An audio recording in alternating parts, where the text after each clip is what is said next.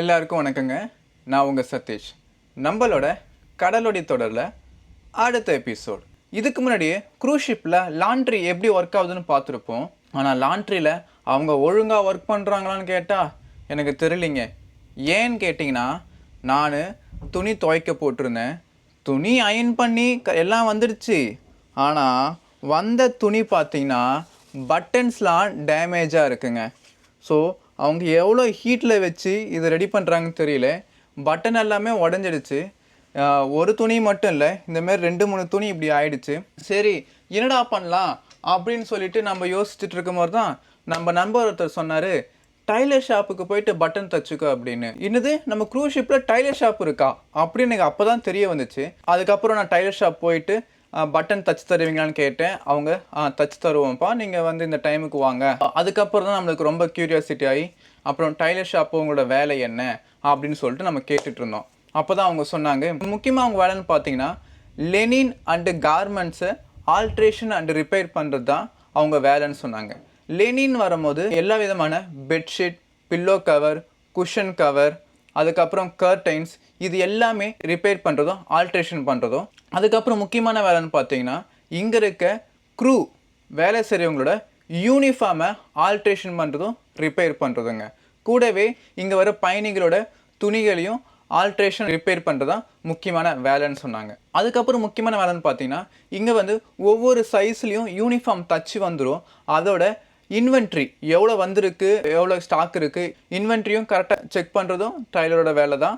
அதுக்கப்புறம் பார்த்தீங்கன்னா க்ரூஸ் ஷிப்பில் புதுசாக ஜாயின் பண்ணுற க்ரூக்கு யூனிஃபார்ம் வழங்குறதும், அவங்க சைன் ஆஃப் ஆகி போகும்போது அவங்கக்கிட்டேருந்து யூனிஃபார்மை கலெக்ட் பண்ணி வைக்கிறதும் டைலரோட வேலைன்னு சொன்னாங்க. முக்கியமாக அடுத்தது பார்த்தீங்கன்னா ஒரு டைலர் இங்கே இருக்க அதர் டிபார்ட்மெண்ட்டு கூடயும் சேர்ந்து வேலை பார்க்க வேண்டிய சூழ்நிலை வரும் அப்படின்னு சொன்னார். முக்கியமாக ஹவுஸ் கீப்பிங் டிபார்ட்மெண்ட் கூட, அதுக்கப்புறம் ரெஸ்டாரண்ட்டு மேனேஜரு கூட, அதுக்கப்புறம் பார்த்தீங்கன்னா இன்வென்ட்ரி, இந்த பொருட்கள்லாம் எவ்வளோ வந்திருக்கு எவ்வளோ போயிருக்கு அப்படின்னு இன்வென்ட்ரி மேனேஜர் இருப்பாங்க, அவங்க கூடலாம் சேர்ந்து வேலை பார்க்குற மாதிரி இருக்கும் அப்படின்னு சொன்னார்.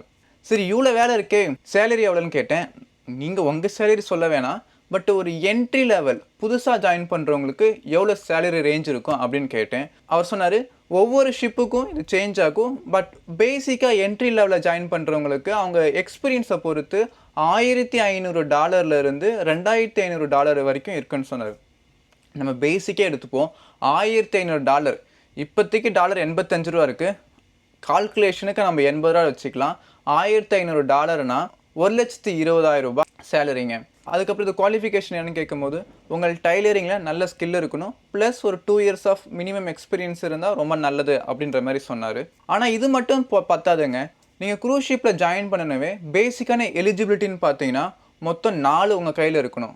10th pass ஆகிருக்கணும். ஏன்னு பார்த்தீங்கன்னா 10th பாஸ் ஆகிருந்தால் தான் உங்களால் STCW standards of training certification and watch keeping அப்படின்ற ஒரு கோர்ஸ் பண்ண முடியும். ஸோ இந்த கோர்ஸ் எதுக்குன்னா, நீங்கள் சீமென்ஸ் புக் வாங்குறதுக்கு.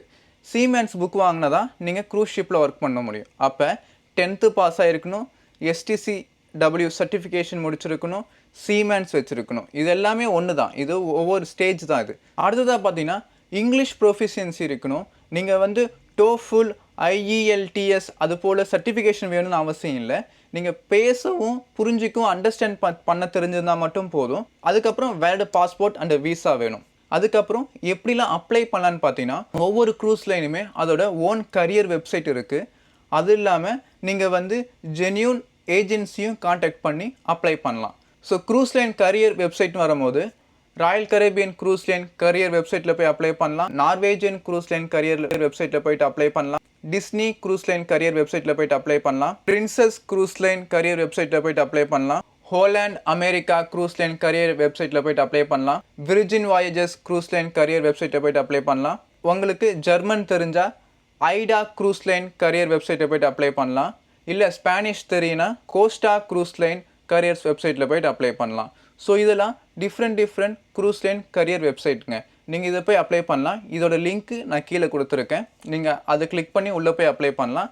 அது மட்டும் இல்லாமல் ஏஜென்சிஸ், ஜென்யூன் ஏஜென்சியில் போய் அப்ளை பண்ணலாம். நான் இங்கே ஒர்க் பண்ணுறவங்களை கேட்டப்போ நிறைய பேர் சொல்கிற ஏஜென்சின்னு பார்த்தீங்கன்னா காமாக்ஷி ஓவர்சீஸ் கன்சல்டன்ட் சொல்லிட்டு மெயின் பிரான்ச் கோவாலையும் இன்னொரு பிரான்ச் மும்பைலையும் இருக்குது. அதுக்கப்புறம் நமக்கு ஹெல்ப் பண்ணுற Indus hospitality careers and training agency மும்பையில் இருக்குது. அதுக்கப்புறம் பார்த்தீங்கன்னா ஹைரன் இன்டர்நேஷ்னல், அதுக்கப்புறம் ஏர்பான், அதுக்கப்புறம் ரோஹி. அது கூடவே எம்எஸ்சி க்ரூஸ் லைன் பார்த்தீங்கன்னா எம்எஸ்சிக்காக செப்பரேட்டாக எம்எஸ்சி க்ரூவிங் சர்வீஸ் இந்தியான்னு சொல்லிட்டு ஒரு வெப்சைட் வச்சுருக்காங்க. அதுக்குள்ளே போயிட்டு கார்கோ ஷிப்லேயும் க்ரூஸ் ஷிப்லேயும் இருக்க வேலைக்கு நீங்கள் அப்ளை பண்ணலாம். இது கூடவே காமனாக க்ரூஸ் ஷிப் ஜாப்ஸை சர்ச் பண்ணுறதுக்குன்னே allcruisejobs.com சொல்லிட்டு வெப்சைட் இருக்குது. அதுக்கப்புறம் cruisecareers.in அப்படின்னு சொல்லிட்டு வெப்சைட் இருக்குது. இந்த 2 வெப்சைட்லேயும் நீங்கள் எல்லா க்ரூஸ் லைனில் இருக்க ஜாப் ஆப்பர்ச்சுனிட்டிஸுமே சர்ச் பண்ணி அப்ளை பண்ணிக்கலாம். இப்போ நம்ம இதில் இருக்க ஒரு வெப்சைட்டில் எப்படி ஜாபுக்கு அப்ளை பண்ணலாம் அப்படின்னு பார்த்துடலாங்க.